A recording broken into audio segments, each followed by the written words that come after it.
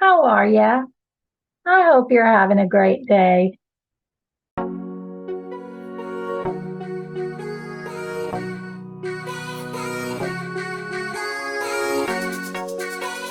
Women with fibromyalgia may sometimes feel worse when they reach menopause.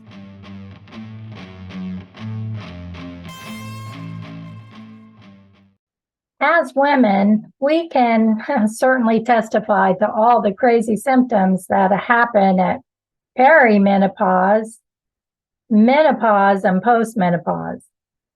These symptoms are considered normal, but certainly not fun. Is post-menopausal hormone therapy the answer? That's what I'd like to talk about today. Here we go.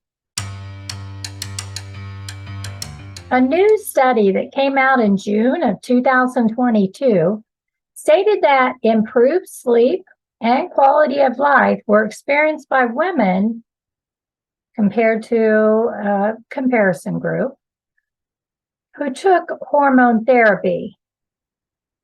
Well, that isn't much of a surprise to me. I'm sure I'd feel better too, probably in many ways. I mean, I've had my hormones checked, and I'm low on both estrogen and progesterone. But in this study, they gave women transdermal estradiol, meaning patches, and oral micronized natural progesterone daily. The severity of fibromyalgia was significantly reduced, and sleep and quality of life were improved.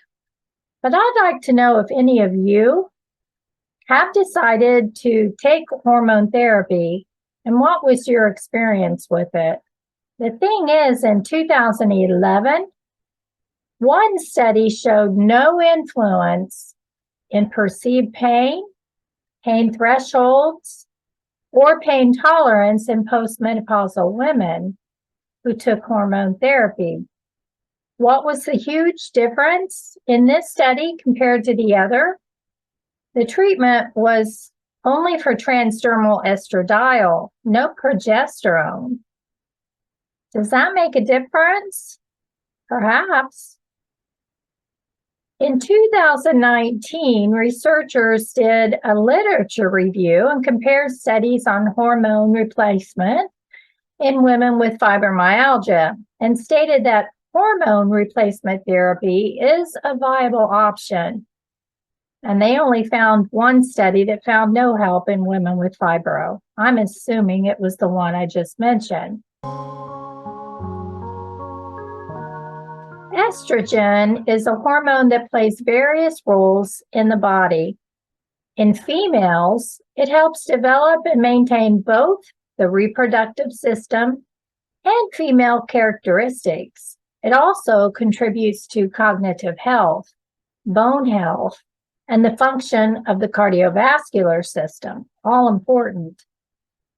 It also works alongside progesterone in female sexual and reproductive health. There are different types of estrogen.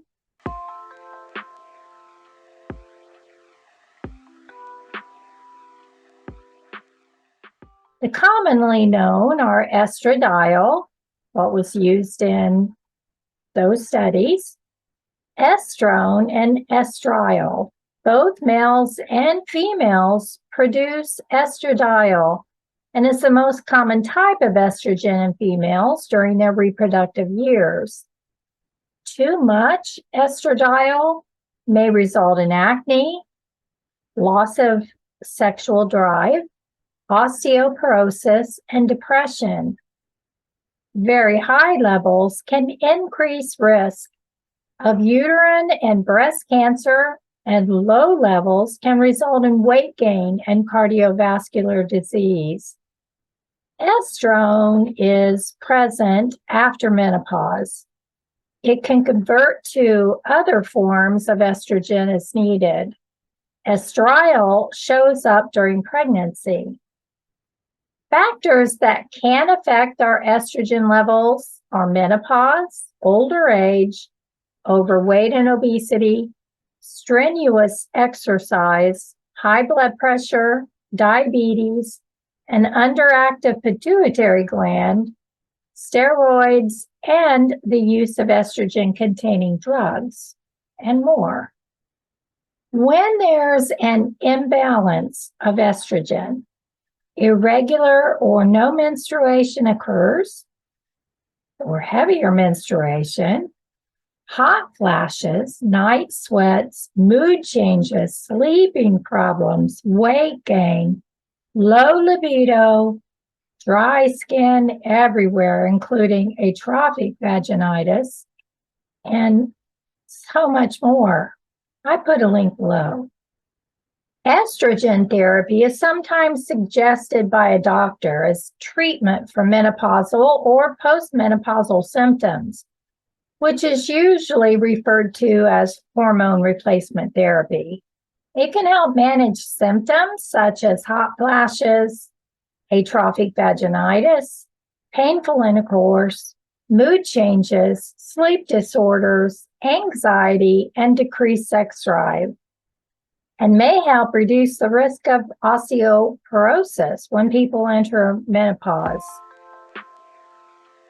But there can be side effects such as bloating, headaches, leg cramps, indigestion, nausea, and more. Replacement therapy can be synthetic, bioidentical, or Premarin. Progesterone is a steroid hormone belonging to a class of hormones called progestogens.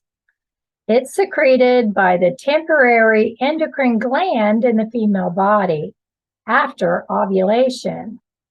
Too low progesterone can cause too high estrogen, which can contribute to weight gain, decreased libido, or cause gallbladder problems. Progestins are synthetic steroid hormones. They may be used to replace progesterone.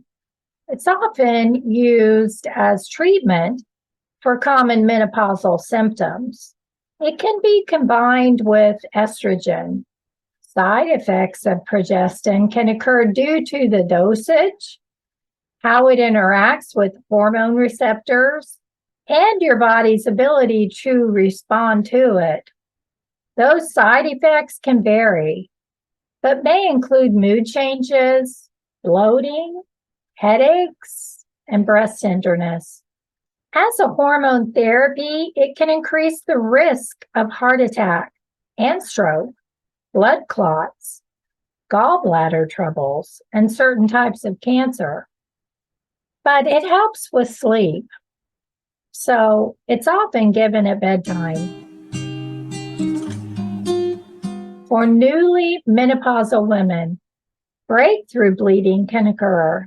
It's suggested that a more natural remedy for raising low progesterone levels are to take vitamin B and C, eat more foods with zinc like shellfish, and controlling stress levels, since our body releases cortisol instead of progesterone when we're stressed. But wherever estradiol is acting in women's bodies, progesterone is also acting. Progesterone is a partner to estrogen. Most women diagnosed with fibromyalgia are between the ages of 40 to 55, at about the time of onset of menopause.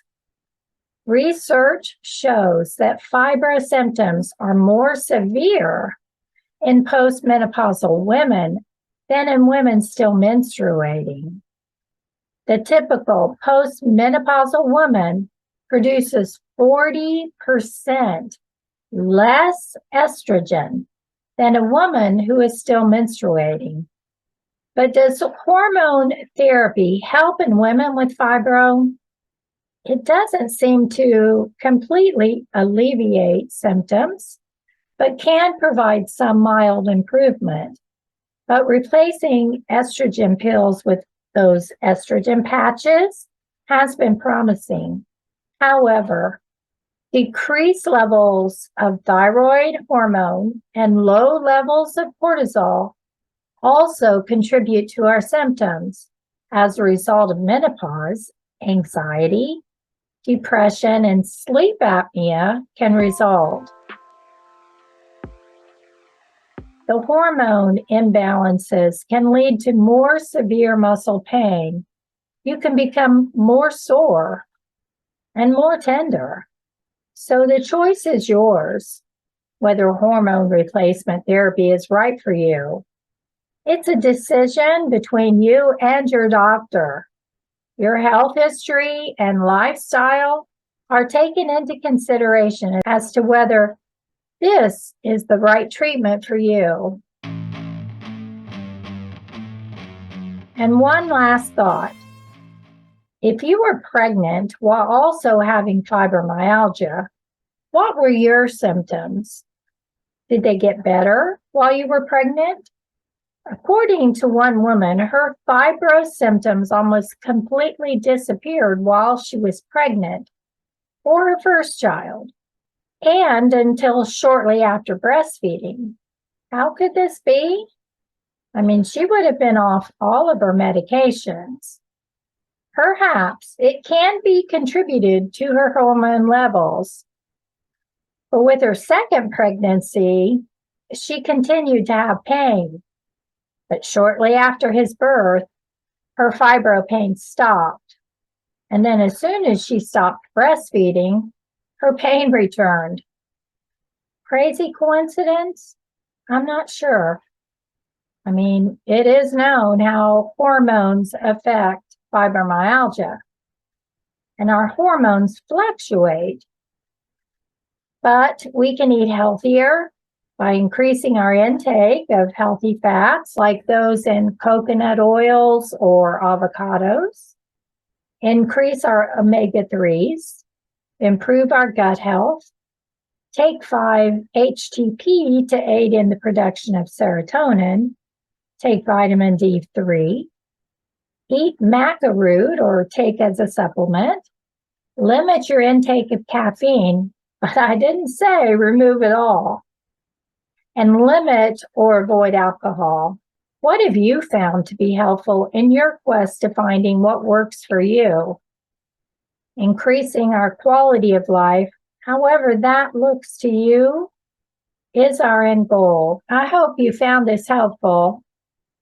I send you gentle hugs and support. Love you.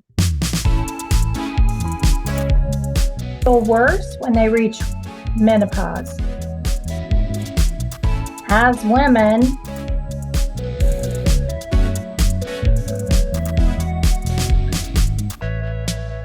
the severity of fibromyalgia was significant. Well, the treatment was only for transdermal estrogen. The treatment,